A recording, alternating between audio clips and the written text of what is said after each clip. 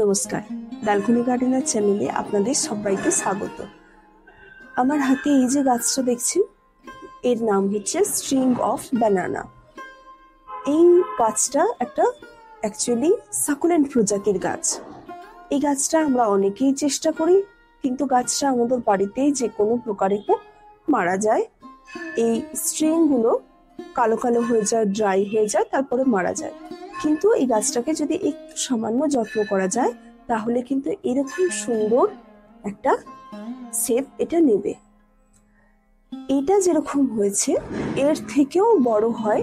আমার কিন্তু এই গাছটা আরো বড় ছিল, আরো স্ট্রিং গুলো আরো বড় বড় হয়ে নেমেছিল, কিন্তু কেটে দিয়েছি। কেটে দেওয়ার ফলে এখন এইরকম হয়েছে। আপনি চেষ্টা করলে এর থেকেও অনেক বেটার গাছ করতে পারবেন।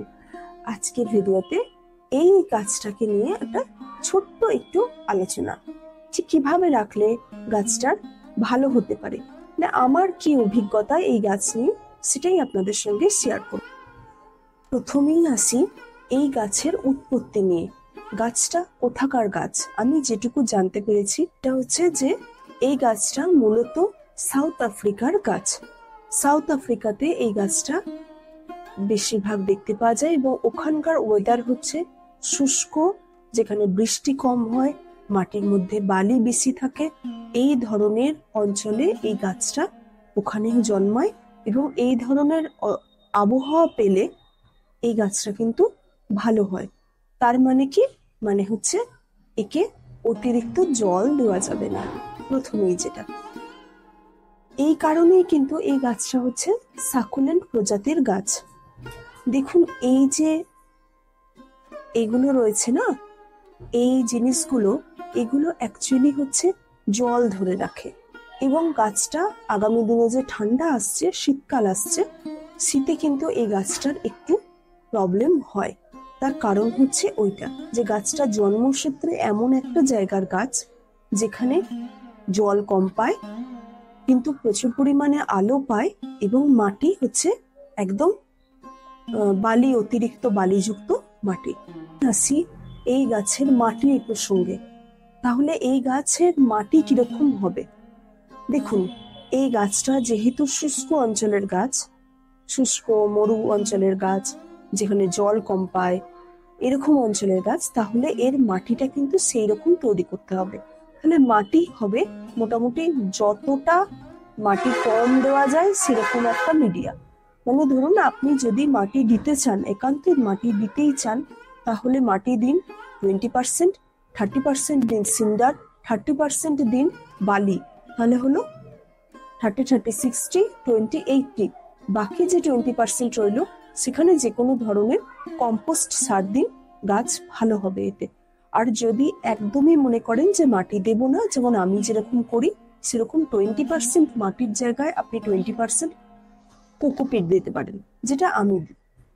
তাহলে সেখানে যদি একদম মাটি না দিই, সেখানে হবে 20% কোকোপিট, 30% বালি, 30% সিন্ডার, এবং হচ্ছে 20% হচ্ছে যে কোনো ধরনের কম্পোস্ট সার। এবার যে 20% কম্পোস্টের কথা বললাম, সেই 20% কম্পোস্টের মধ্যে সরাসরি ডাইরেক্ট কোনো ভার্মি কম্পোস্ট দিয়ে দিতে পারেন। গোবর সার আমি নাই বলবো, গোবর সার না দেওয়াটাই ভালো।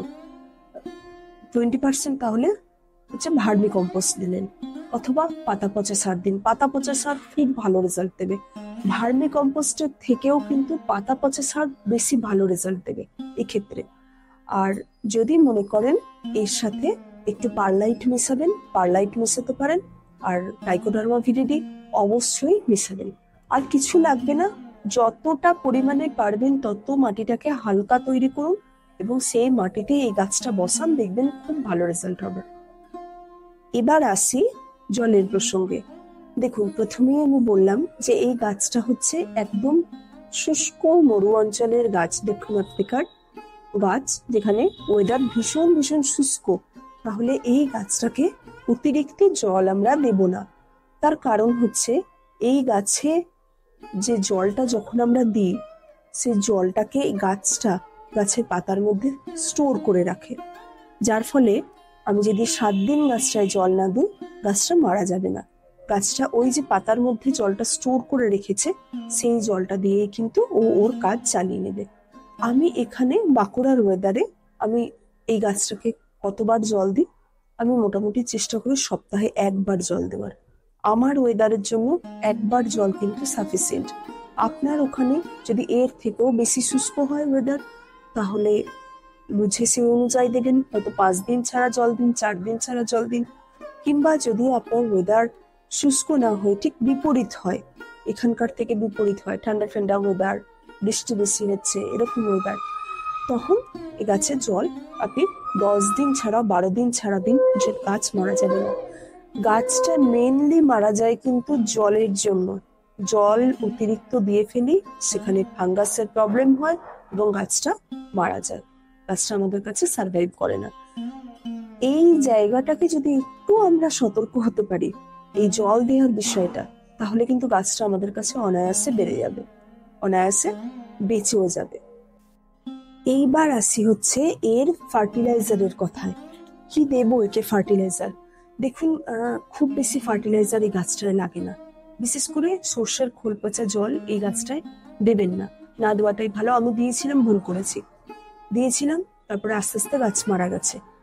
এই গাছটা না, এটা নিয়ে এই গাছটা হচ্ছে আমার 3 নম্বর গাছ। আমি এর আগে এই গাছটা আরো 2বার ট্রাই করেছিলাম, কিন্তু পারিনি, বাঁচাতে পারিনি। সর্ষের খোল একদম দেবেন না। যেটা দেবেন সেটা হচ্ছে রাসায়নিক সার, মানে এনপিকে, ব্যালেন্স এনপিকে 19-19-19 বা 20-20-20 এই গাছটা দিলে গাছের রেজাল্ট কিন্তু যথেষ্ট ভালো পাবেন। দেখুন আমার গাছটা কিন্তু মোটামুটি খারাপ হচ্ছে না, তাই না? আরো যখন এর বয়স যখন আরো বাড়বে, তখন গাছটা কিন্তু আরো ভালোভাবে ডেভেলপ করবে। আর একটা জিনিস মনে রাখবেন, এই গাছ কিন্তু সহজে বাড়ে না। সাকুলেন্ট প্রজাতির গাছ তো খুব ধীরে ধীরে বাড়ে। তাহলে সেই অনুযায়ী সেটা মাথায় রেখে আমরা এই গাছটাকে করব। যদি মনে করি যে 3 মাস ছাড়া গাছটা বেড়ে যাবে, 6 মাস ছাড়া গাছটা বেড়ে যাবে, সেরকম কিছু নয়।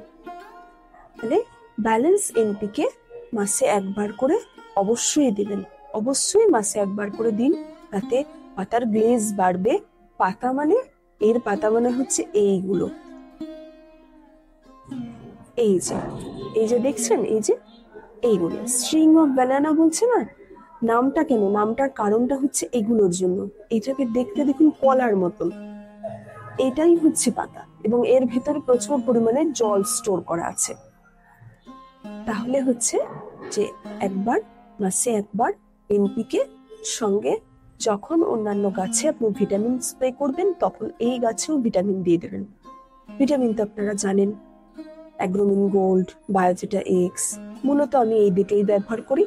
আর যখন মিডিয়াটা তৈরি করবেন, একটু সামান্য পরিমাণে মোবোবিন ব্যবহার করতে পারেন। তাহলে এই হয়ে গেল খাবারের প্রসঙ্গ। এবার হচ্ছে এর ওষুধ কি দেব, কি ওষুধ লাগে। দেখুন অ্যাকচুয়ালি এই গাছটার মধ্যে আমি সেরকম কোনো রোগ পোকার আক্রমণ দেখিনি। যেটা দেখেছি সেটা হচ্ছে ফাঙ্গাল আক্রমণ। ফাঙ্গাসটা আপনাকে আটকাতেই হবে, ফাঙ্গাস আসতে দেওয়া যাবে না। তাহলে আমি যেটা করছি সেটা হচ্ছে যে এই গাছটায় মাসে একবার করে অন্তত, এবং বর্ষার দিনে বা যখন দেখবেন ওয়েদারটা স্যাঁতস্যাঁতে হয়ে গেছে, তখন অবশ্যই মোটামুটি মাসে 2বার, 15 দিন ছাড়া ধরুন, ফাঙ্গিসাইড, ভালো মানের ফাঙ্গিসাইড ব্যবহার করবেন। আমি ফাঙ্গিসাইডের ক্ষেত্রে মোটামুটি ভাবে দাভিস্টিন আর হচ্ছে অ্যামিস্টার টপ ব্যবহার করি। মেনলি অ্যামিস্টার টপ সারা বছর ব্যবহার করি। ব্যাভিস্টিনটা কখন ব্যবহার করি? কোনো ডালপালা কাটলে তখন সেখানে দিয়ে দিই, এইটুকুই। আর মাটিতে যখন মিশাই, তখন তো আমি টাইকোডার্মা বিরিডি মিশাই, আপনারা জানেন, বলেছি আগেও। এইটুকু আপনাকে এই কাজটা করতে হবে, নর্মালি কিছু হয় না। যখন অন্যান্য গাছে আপনি যখন যদি নিম অয়েল স্প্রে করেন, তাহলে একে একবার করে মাসে একবার নিম অয়েল দিয়ে দিতে পারেন, গাছটা ভালো থাকবে। মানে এটা সেফটির জন্য বললাম। তাছাড়া এর কিন্তু আর কোনো কিছু, কোনো প্রবলেম আমি দেখি না। এই গেল রোগ পোকার কথা। এইবার আলোচনা করি যে এই গাছটার প্রপাগেশন কি করে করব। দেখুন এই গাছটার প্রপাগেশনের আমার কাছে অন্তত জানা আছে একটাই পদ্ধতি, সেটা হচ্ছে এইগুলোকে কাটিং করে, কাটিংটা কোথাও পুঁতে দেওয়া। কোথায় পুঁতবো? সেটা হচ্ছে বালি, একদম প্লেন বালি অথবা প্লেন কোকোপিট এর মধ্যে কিন্তু পুঁতে দিলে কাটিং সহজে লেগে যায়। আচ্ছা, কোথা থেকে কাটিং করব দেখুন। এই যে দেখছি স্ট্রিং গুলো, এই স্ট্রিং গুলোর দাঁড়ান ভালো করে দেখাই।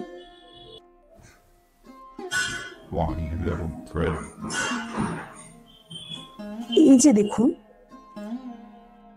এইটা ধরুন একটা নতুন একটা ব্রাঞ্চ বেরোচ্ছে, এই ব্রাঞ্চটার এখানটা শুকিয়ে গেছে অ্যাকচুয়ালি। এই যে এটা কিন্তু একটা ব্রাঞ্চ ছিল, এখান থেকে এটা শুকিয়ে গেছে, এটা নোড নয়। এর যে এরিয়াল রুট সেটা হচ্ছে এইটা, এই দেখুন এটা এরিয়াল রুট, এটা এরিয়াল রুট, এটা কিন্তু এরিয়াল রুট নয়, এটা একটা ডাল ছিল শুকিয়ে গেছে। তাহলে যখন কাটিং বসাবেন তখন এখান থেকে কাটবেন, এই জায়গাটা থেকে কাটবেন যেন এইটা থাকে, এই এরিয়াল রুটটা যাতে থাকে সেরকম এইখান থেকে কেটে নেবেন, নিয়ে মাটিতে পুঁতে দেবেন, দেখবেন ভালো হবে, আপনার গাছ ভালো হবে। এই দেখুন অজস্র এরিয়াল রুট, এই দেখুন এরিয়াল রুট, এইগুলো থেকে কাটবেন, কেটে বসাবেন। এবার কি করে বুঝবেন যে গাছটা সুস্থ আছে কিনা? গাছটা সুস্থ আছে, দেখুন আমার গাছটা সুস্থ আছে আমি কি করে বুঝছি? এইগুলো দেখেছেন একদম ছোট ছোট ছোট ছোট ডালগুলো বেরোচ্ছে, দেখুন একদম ছোট এগুলো, এইটা এইটা দেখছেন এগুলো বেরোচ্ছে, এইগুলো মোটা মোটা, এইগুলো সবই কিন্তু এগুলো পাতা। হ্যাঁ, এগুলো পাতা, এর ভেতরে জল আছে, জল স্টোর করে রাখেও। সাকুলেন্ট প্রজাতি তো এরকমই দেখবে। এই যে ছোট নোট বেরোচ্ছে, এই যে ডালগুলো এরকম, এইগুলো দেখে আপনি বুঝতে পারবেন যে আপনার গাছ কিন্তু হেলদি আছে। আমার গাছটা দেখুন মোটামুটি ভাবে কিন্তু হেলদিই রয়েছে, কিন্তু গাছটা খারাপ হয়ে যায়। হ্যাঁ, কিভাবে খারাপ হয় সেটাও আপনাদেরকে আমি একটা দেখাচ্ছি জিনিস। এই দেখুন, এটা দেখছেন গাছের ডালগুলো কিন্তু এরকম হয়ে যায় যখন খারাপ হয়ে আসে। এই দেখুন সাইডে হচ্ছে aerial route, aerial route, aerial রুটের পাশে হচ্ছে এইগুলো। এইগুলো যখন দেখতে পাবেন তখন কি করবেন, এগুলোকে না কেটে দেবেন। এই দেখুন এগুলোকে কেটে দিতে হবে, না হলে কিন্তু গাছটা বাড়বে না, এবং এই শুকনো অবস্থাটা আস্তে আস্তে আস্তে আস্তে পেছন দিকে সরতে থাকবে। তার মানে ডালটা যেটা আছে সেটা পুরোটাই হচ্ছে এরকম ভাবে নষ্ট হয়ে যাবে।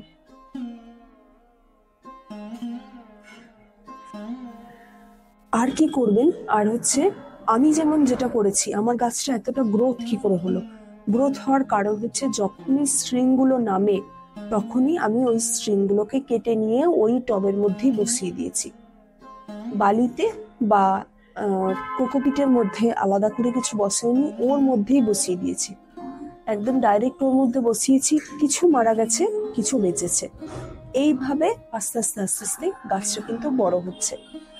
যখনই এই গাছটাকে আমি খুব বেশি লম্বা করার চেষ্টা করেছি তখন আমি যে প্রবলেমটা দেখেছি, ওই ফাঙ্গাল আক্রমণ হয়েছে। এত নিয়মে রাখি গাছকে, তারপরেও কিন্তু দেখুন নিয়মে রাখলেও হ্যাঁ অনেক সময় আমাদের হয় যে আমাদের নিয়ম ভঙ্গ কিন্তু হয়। সব সময় যে আমি প্রত্যেক মাসে ঠিক টাইমে ফাঙ্গিসাইড স্প্রে করতে পারছি এরকম কিন্তু নয়। এমন এমন অনেক সময় হয় যে 2 মাস ধরে গাছকে কোনো খাবারই দিইনি, সময় হয় না। এইরকম জিনিস আপনাদের সঙ্গেও হবে, আর ঠিক তখনই কোনো ফাঙ্গাল আক্রমণ হবে এবং গাছটাকে ধরে নেবে। এটা একটা খুব মানে কমন প্রবলেম বলতে পারেন এই গাছটার জন্য। তাহলে আমি করি কি, ওই যে অংশটা কেটে নিলাম খারাপ হয়ে গেছিল সে অংশটাকে কেটে নিলাম, কেটে নিয়ে খারাপটা বাদ দিয়ে যদি কোনো ভালো অংশ থাকে তাহলে সেটাকে আলাদা করে আবার ওর মধ্যে পুঁতে দিই। আরেকটা বিষয় বলি, সেটা হচ্ছে গাছটাকে রাখবো কিরকম জায়গায়। গাছটাকে রাখতে হবে উজ্জ্বল আলো যেখানে আছে সেরকম জায়গায়, কিন্তু ডাইরেক্ট রোদ যেন এর গায়ে মোটেও না পড়ে। ডাইরেক্ট রোদে আমি রেখে দেখেছি, আমার এই ব্যালকনি ছেড়ে এই ব্যালকনিতে রোদ আসে না, এই ব্যালকনি ছেড়ে দিয়ে যখন আমি ওই ব্যালকনিতে নিয়ে গেছি ওই ব্যালকনিতে প্রচুর রোদ আসে এই এই সময়টায়, মানে একটু সকালের পর থেকে। তাহলে রোদে দেওয়ার জন্য আমি যখন গাছকে নিয়ে গেছি 7 দিন 8 দিন গাছ ওখানে থেকেছে, তখন গাছের কিন্তু আস্তে আস্তে ড্যামেজ হওয়া শুরু হয়েছে। আমি কিন্তু খেয়াল করেছি গাছ কিন্তু নষ্ট হয়ে যাচ্ছে। তাহলে ডাইরেক্ট রোদ একদম লাগাবেন না, যেখানে প্রচুর পরিমাণে ব্রাইট ইনডাইরেক্ট সানলাইট থাকে। ব্রাইট ইনডাইরেক্ট সানলাইট মানে একদম আলো আলো হয়ে আছে কিন্তু রোদ নেই, সেই রকম জায়গাতে এই গাছকে রাখুন, গাছটা ভালো। আমার কাছে এই হ্যাঙ্গিং গাছটা থাকে হচ্ছে এই ওপরে, এইখানে হ্যাঙ্গিং করা থাকে। এই যে ফার্নটা আছে দেখছেন, ফার্নটার পাশে এখানে রাখা থাকে।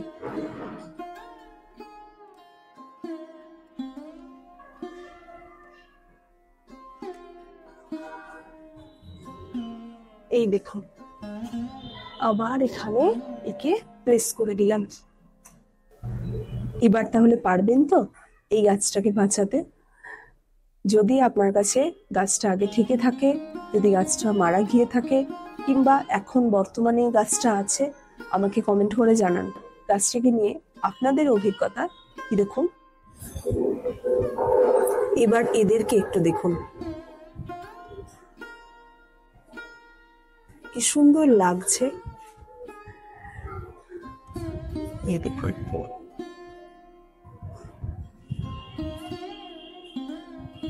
কালারটা অদ্ভুত, অপূর্ব কালার। একে তো আপনারা আগেই দেখেছেন, আমি একটা শর্ট ভিডিও করেছি। লাইন দিয়ে ফুটে আছে। এই যে একেও আপনারা আগে দেখেছেন।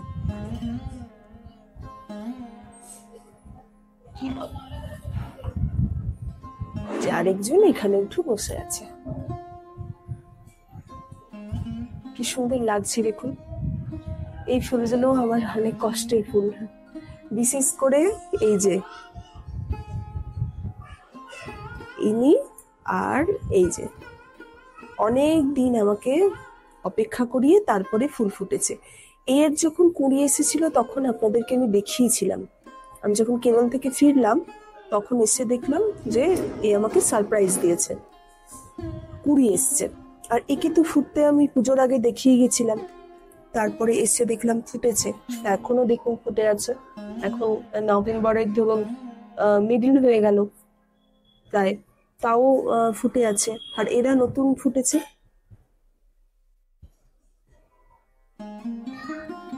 আপনারা কি অর্কিড করেন? আপনারা যদি অর্কিড করেন তাহলে আমাকে কমেন্টে জানাবেন কি ধরনের অর্কিড আপনারা করেন। ভিডিওটা কেমন লাগলো বলুন। যদি ভালো লাগে বন্ধুদের সঙ্গে শেয়ার করুন, ভিডিওটা একটা লাইক করুন, আর সাবস্ক্রাইব করতে কিন্তু ভুলবেন না। যদি নতুন বন্ধু হয়ে থাকেন অবশ্যই আগে সাবস্ক্রাইবটা করে রাখুন। গাছের এই ধরনের নিত্য নতুন ভিডিও নিয়ে আমি কিন্তু মাঝে মাঝেই চলে আসি। ধন্যবাদ।